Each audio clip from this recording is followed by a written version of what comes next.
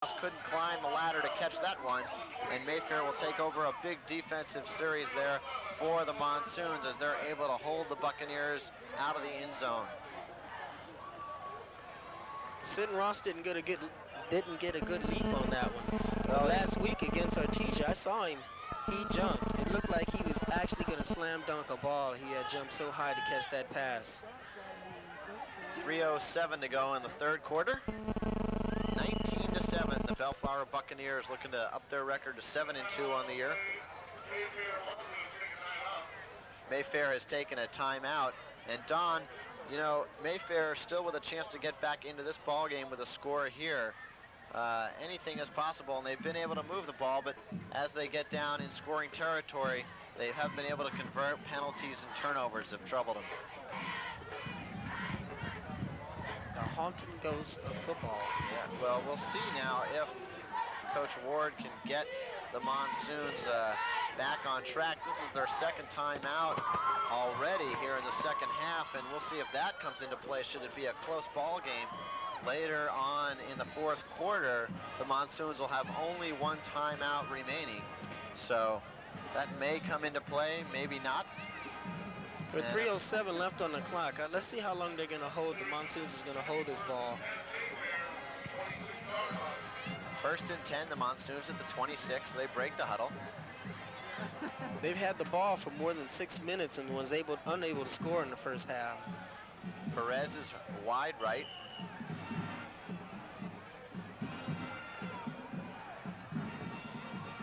Phil Roberts left, and the give inside to Dennis Heath, and he gets a yard at best. Actually, that was Eric Mitchell on the bottom of that pile. Mitchell up the middle. Gain a yard. Thomas Mann in on the stop along with Jorge Varquez. You can see Robert McPherson also. You can see the strength of Bellflower's defense, saying you're not going nowhere. So as we touched on, though, Don, Bellflower's defense has been a little bit of Jekyll and Hyde. They come out one series and they look like a stone wall, and then they look like a sieve the next time out. So trying to get some loss of concentration. Some consistency. Could be. Could definitely be. You're up 19-7 by 12 over a team that you know you're supposed to beat. It's late in the third quarter, and you're smelling playoff. So we'll see if the Bucks can maintain some concentration on defense. There's a little pressure now put on Parton. He's going to roll and have to run with it. He breaks a tackle. Fine run. Gets away from McPherson and breaks into the open field. He's still going. Finally pulled down by Robert McPherson, the man he originally escaped from, along with R.J. Ruggiero. That was a very fine run. Great run by Dave Parton. Let's look at the replay here, John. John Hanna coming from the outside, forces him out of the pocket. He gets around the outside, getting away from Runbolt. Over there, Runbolt had him. Couldn't that was hang a bear on. trap. Watch the move right here.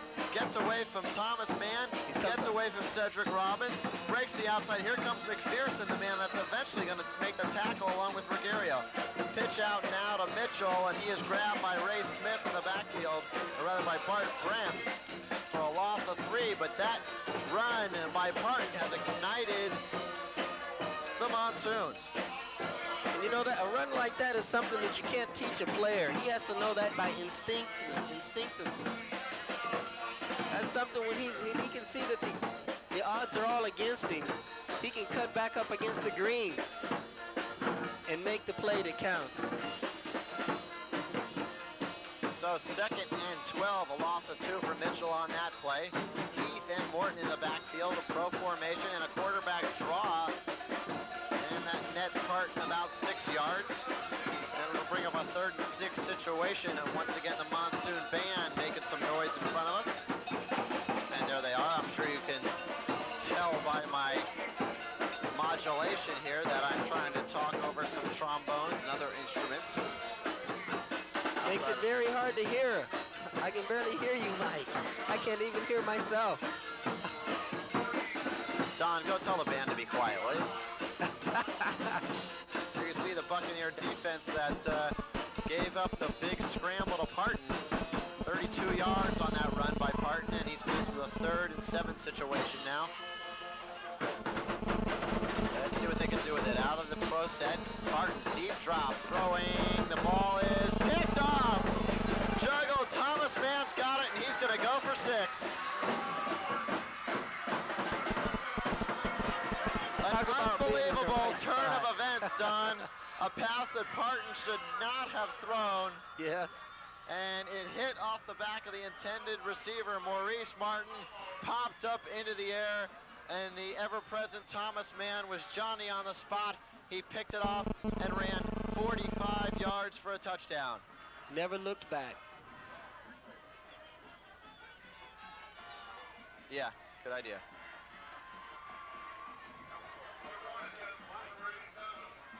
Danny Schneider on now to try the extra point.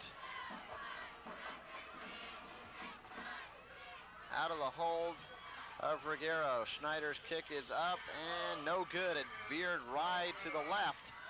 And let's take a look at that play again. I want to see a lot of the folks on the Mayfair sidelines were calling for interference, Don. And certainly we'll be able to see on the replay. Here you can see Parton looking for Heath. Good block. Looking for Morgan, and it bounced right off very his tough shoulder call. pad.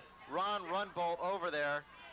And I'd have to say that may have been interference. Thomas Mann sprinting for 6, though, and play was not called. And no flag on the play, so they get the point. That could be the nail in the coffin. And I'll tell you, Mayfair doesn't need another nail.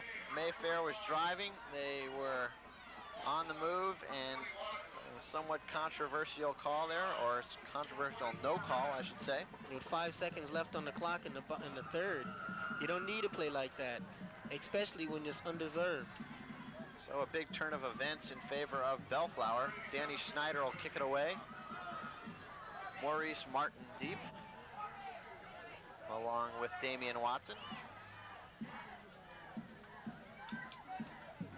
And Snyder will kick it away. Danny approaches the football and boots it towards Watson. Watson at the 11. Comes to the middle of the field and back to about the 29, maybe the 30-yard line. He's tackled by Chad Robinson and Ray Smith.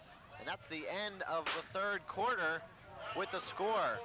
Bellflower 26, Mayfair 7. The Survivor Series. See it live from the Richfield Coliseum, 7:30. Kickoff now.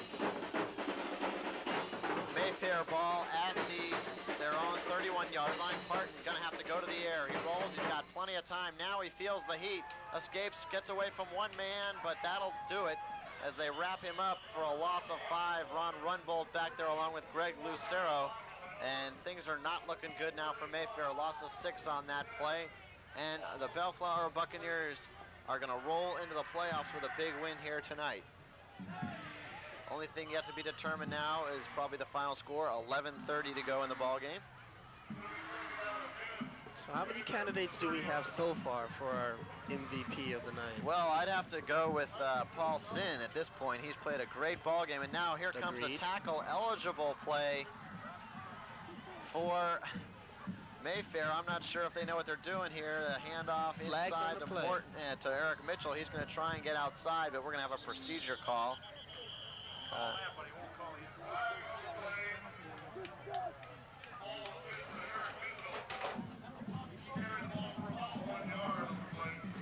They lined up the entire offensive line to the near sidelines, and they were going to run a type of a tackle-eligible play there. Nebraska sometimes does that when they're in a pinch, but it was going to be a... Does it work? Here we go with the call. On the ball. So the penalty was declined.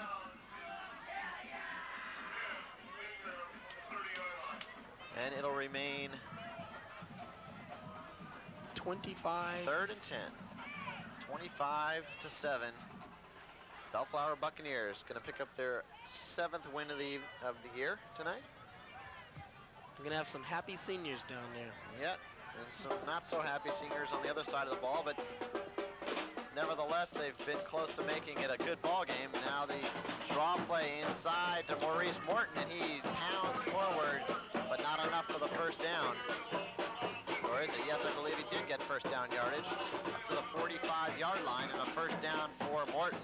And he's played a good ball game tonight in spite of some crucial offensive mistakes by his club, the Monsoons. Steve Morton is a very strong runner. You can tell when he gets up there, he's got that ball tucked away and he's running straight at you. You're not going to knock him down by hitting him on the shoulder, grabbing him around his waist. You're going to have to tie up his legs with the bear trap syndrome. First down and a wishbone T formation in the backfield. Handoff Eric Mitchell. He gets nothing up the middle. Greg Lucero, and what do we have? Someone saying that Bellflower stole the football out of Mitchell's hands, and it wouldn't surprise me. He's been loose with it tonight, and Paul Sin with the football. Who else, of course? But they're going to call it back, say it was dead. Apparently his knee had hit the ground. But you know what the coaches tell you, even though you hear that whistle and you've got the ball, if you feel that you're justified to have it, keep going. Well, I don't know if any of you viewed the UCLA-Nebraska game this year, but there was a play in that game where a Nebraska defensive back intercepted the ball, rolled down on the ground. He was clearly down, but nobody touched him. Of course, in college, you just have to hit a knee on the ground, or he wouldn't let him run, and he ran, and he scored a touchdown. So just like that, that's all it takes. Should always tackle the guy, no matter what the circumstances. Pitch out, Eric Mitchell. Now he throws back to Parton for the flea flicker, and he is hit and dropped by Ron Runvold, who smelled that play all the way. Didn't fool anybody. Looked more like a basketball play. Yeah, well, they didn't get anything out of it. They didn't even get a two-point basket, and therefore they lost yardage. They're going to get a little replay of this attempted flea flicker. You can see Ron Runvold coming up the middle. Just in a minute, you'll see him. Here he comes. He smelled this one out all the way, shook off the tackle, and Runvold pulls Parton down for a loss of 10, and it'll be 2nd and 20 for the Monsoons.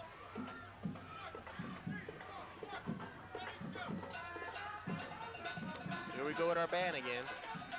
Parton all day looking, throws, and it is batted down at the line of scrimmage by Greg Lucero. Parton looking for Phil Roberts, who had fallen and then gotten back up and appeared open for a moment, but Greg Lucero ended any thoughts that Parton might have had of completing the ball. There you can see Dave Parton a little bit distressed at his performance this evening, although he has had the Monsoons moving at times. He hasn't been able to get anything going consistently. Well, he's not getting the coverage that he should get, Mike. You know, anytime your quarterback has got to scramble a whole lot and try to pick out for a target, you know, you're doing two things at one time, and that's something that really eats up your arm. Not your arm, but your playing eye. You know, you're using your field vision, you're using your target vision. And now Parton wants a timeout, and that's going to be Mayfair's last time out of the game with 9:19 left in the fourth quarter. We'll take a timeout as well to score Bellflower 25, Mayfair 7.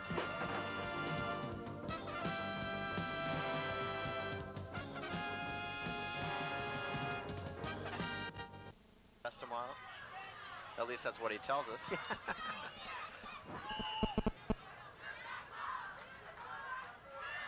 Dave Parton faced with a 1st and 10 situation here. Parton to throw, looks and throws, and the ball is batted away and almost intercepted. Intended for Phil Ross, and now we're going to have a unnecessary roughness penalty. And Phil Ross better watch himself down there before he gets one as well. Unsportsmanlike conduct, I believe, is going to be the call. Which way it's going to go, I'm not sure yet. As if they didn't have enough penalties called against them. You know, Bellflower stands to lose 18 seniors this year. That's almost over. That's half of their half of their team. Dead ball.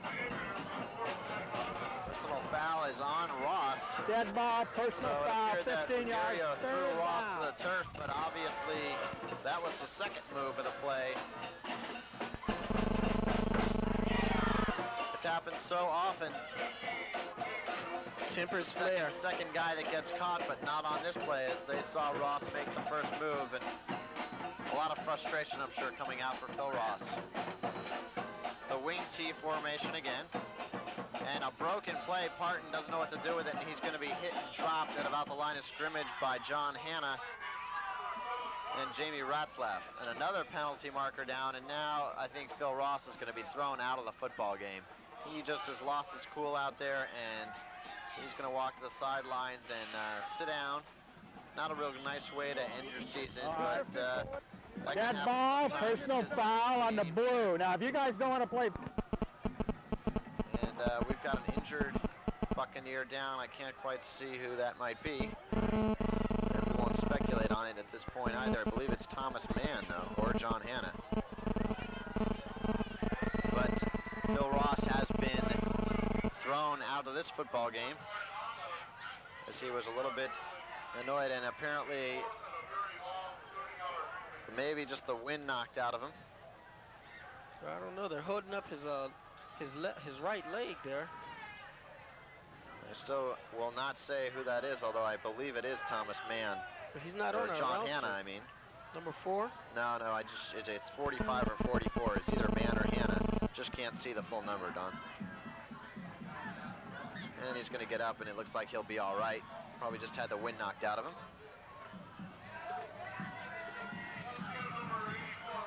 It's 84. And that is Bart Brem, actually. Yeah, Bart Brem. So Brem has played a good ball game from his inside linebacker spot. Wasn't He's Mann? walking off with his own power. He just got his bell rung a little bit, I think.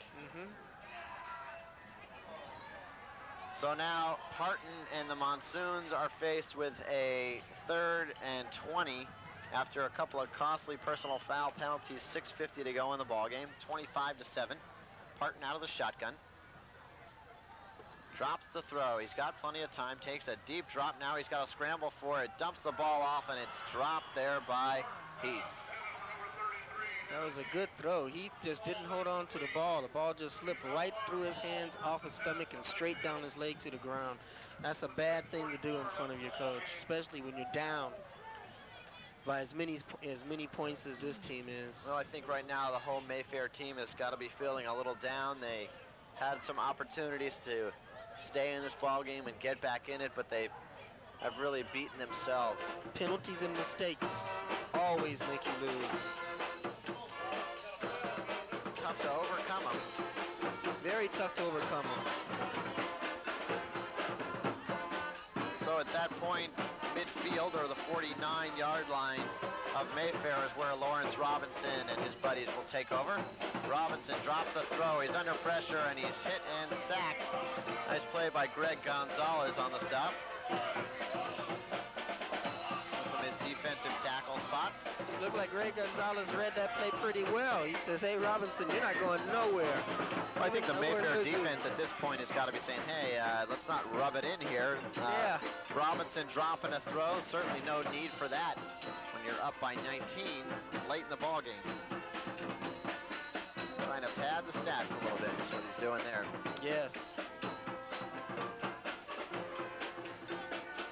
6:45 to go. Bellflower in control of this one. Inside handoff goes to Paul Sin, and he picks up about 4 or 5 more yards to add to his total, which is approaching 120 yards, 118 yards now on the evening for Sin. It looks like we had a few violent words exchanged out there between Paul Sin. That was John Hanna carrying the football Hanna. that time. John getting in and getting a chance to carry the football. Usually a fine defensive player. Well, he's a junior. He'll be back next season. And when you're up by 19 points, you can let in some of the other guys and get a feel of what it's like to play late. Have them going both ways. And Hanna, of course, a fine linebacker for the Buccaneers, but sees just a little bit of time. And now we're going to have a timeout called by Bellflower. Some confusion in their huddle with 4:55 to go.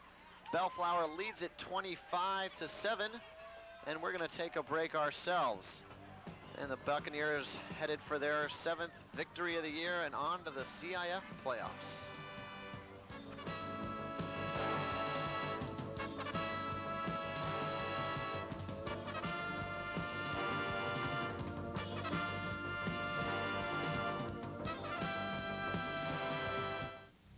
As an athlete,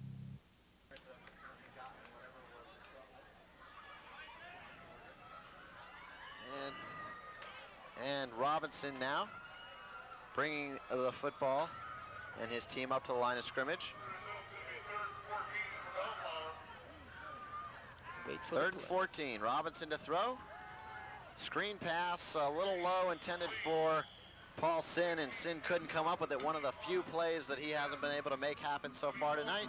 And Bellflower will have to kick it away, and Mayfair gets one last shot this season to put some points on the board. We'll see if they can do so. And the Mayfair band filing out of the stands to perform after the game ends. Robinson had a lot of had a four-man rush right there on his tail. You can see where as soon as he got that ball, he ran way back. He didn't have a pocket that he could fall into, though. Robinson now throwing out a punt formation. It's a fake, and it's complete to Sin, and there's nobody out there, and unless Morton can stop him, he does. And a fake punt leading 25-7, and I have got to believe that Coach Leon Ward is nothing but chapped over that one. Absolutely unnecessary. Let's look at the replay. They should have known right away because Robinson's not the normal punter. He got the ball off, and there was nobody guarding Paul Sin, who was the blocking back on the play and who snuck out. And here's Maurice Morton making a touchdown-saving tackle with a little bit help from Goldsby. You're not going to get no more points off of me, pal. Wow. Certainly a surprising play to see Bellflower do that at this point in the ball game. 4:15 to go. As if they needed it. And the Bucks are going to apparently try and put some more points on the board. They're showing no mercy, pulling a Barry Switzer type of maneuver here. Now they've got a too much time penalty.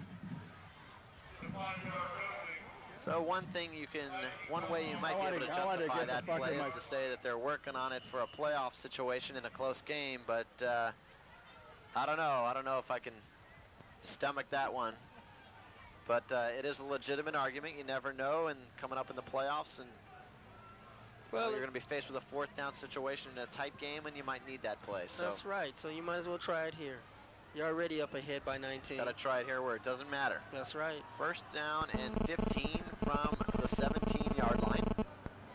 Robinson is the quarterback. He drops the throw, now rolling out. He's under pressure from Gonzalez, and he is hit and dropped right there by Saputo.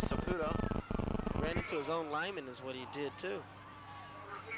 Saputo coming from his defensive tackle spot to make the stop. His second sack of the evening. And the fourth sack overall for the Monsoons. And that'll bring up a 2nd and 23 situation now from the 26-yard line. They need to get down to about the 3.5-yard line for a first down. They still can get a first. Robinson now giving inside to Sin, or actually John Hanna. Pounds away for about 2 yards. It's going to be third down. 3rd and 20. And they need to get down to about the 3-yard line for a first down. Bellflower in control, 25-7. 3 minutes to go in the ball game. And with 3 minutes left to go, we're going to have to go with Paul Sin as our MVP this evening. Sin with 121 yards rushing and 62 yards receiving. So Sin with a fine game this evening. Robinson to throw. Looking over the middle, he's under pressure. Throws for the end zone. Incomplete as Sinton Ross went down. He's calling for interference, and there is a flag down, and I believe we're going to get an interference call on Steve Bay. I know from here it looked like he was tripped. Yeah, it sure did. It didn't appear to be any slipping going on over there. No, he was definitely tripped. So we'll see now where they mark that ball. On the blue. First down. And a pass interference call it is. Automatic first down. Ball will be placed half the distance to the goal, so that is the 10-yard line. Actually, it's a 15-yard penalty on pass interference in the end zone, which is where that penalty took place. And the Bucks looking to put yet another touchdown on the board. And now they will wait out the long weekend and see on Sunday who they will be playing in the playoffs next Friday evening, most likely. Lawrence Robinson has engineered his team very well tonight. 2:40 to go. Inside handoff, John Hanna. He picks up about 3 yards.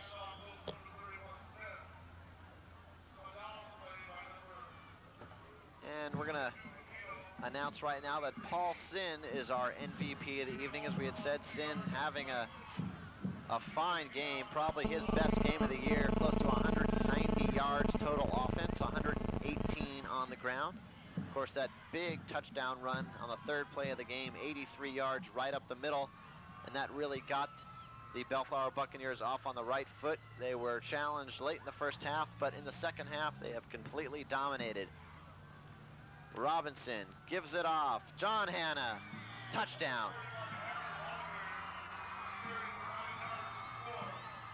John Hanna with his third touchdown of the year. 9 yards around the left side behind Balanik and Jorge Varquez, setting up a couple of nice blocks over there. That makes it 31-7. Let's look at the replay. Here you can see Hanna taking the ball and really Balanik clearing out that side of the line, doing a great job along with McPherson. Here's the snap on the extra point. The kick is up and it is good, but there's a penalty flag down. And we'll see what the marker is. Get the call from the official. Illegal procedure, only 6 on the line of scrimmage. Not enough guys up on the line of scrimmage. You gotta have 8 men up there. And they only had 6 on that play. So they will be forced, Danny Schneider will, to kick the extra point once again. 1:56 to go in tonight's ball game. And this is the capper on our season here at American Cable Systems. Here comes Schneider's attempt. And it's good. So that makes the score now 32-7. Bellflower well on their way to their 7th victory of the year. And we'll take another commercial message and be back right after this.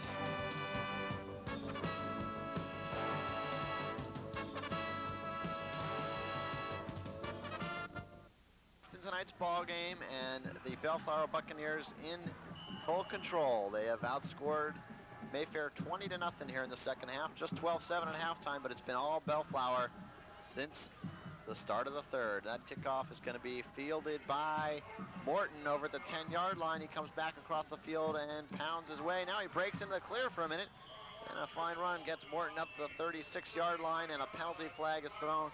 There'll be a face mask or a late hit there. Game getting a little bit out of hand here in the late going. And as I said, this is our last game of the year. No foul, white, 15-yard penalty. So personal foul on the Buccaneers, as we may have thought. But we've enjoyed bringing you high school football this season. Linwood and Bosco and Bellflower as well. We've seen some great ball games, and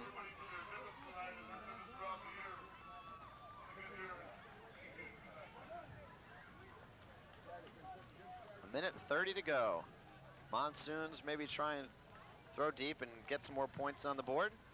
We'll see what they do. Parton drops the throw. He takes a deep drop and throws to this side of the field, intended for Jason Arnold. It's incomplete, and Paul Sin, who else coming up with the football? But the official saying the play had been ruled dead. The ball hit the ground. 2nd and 10 for the Monsoons. Clock winding down, and Mayfair probably starting to think about basketball seasons, where the Buccaneers, they've got some ball players on their team. Kevin Lazard is the star of their basketball team, and he will be in a basketball uniform as soon as the football team loses. So depending on how far the Bucks can go in the playoffs, that'll delay Mr. Lazard's appearance on the hardwood. 1:20 to go. Bellflower in full command. Parton to throw. He's got good protection and looking down the middle, and it is almost intercepted. Kevin Lazard had to hit him in the hands, the man we were just speaking of, but he could not hang on. 3rd and 10, and the Monsoons just playing out the string at this point. They've had a little bit of dirt kicked in their face tonight, I think, on that 4th down situation where Robinson went back to kick. He's not the normal punter. Mayfair didn't pick up on it. Robinson found an open man, and that was his fullback Sin, and that really rubbed a little salt in the wounds. So we'll see, maybe next year there could be some bad blood in this game. Maurice Martin breaks into the open now, and he picks up about 9. And no, Lazard thinking that ball was live, and that's about the 3rd or 4th time that that's happened. But it was dead.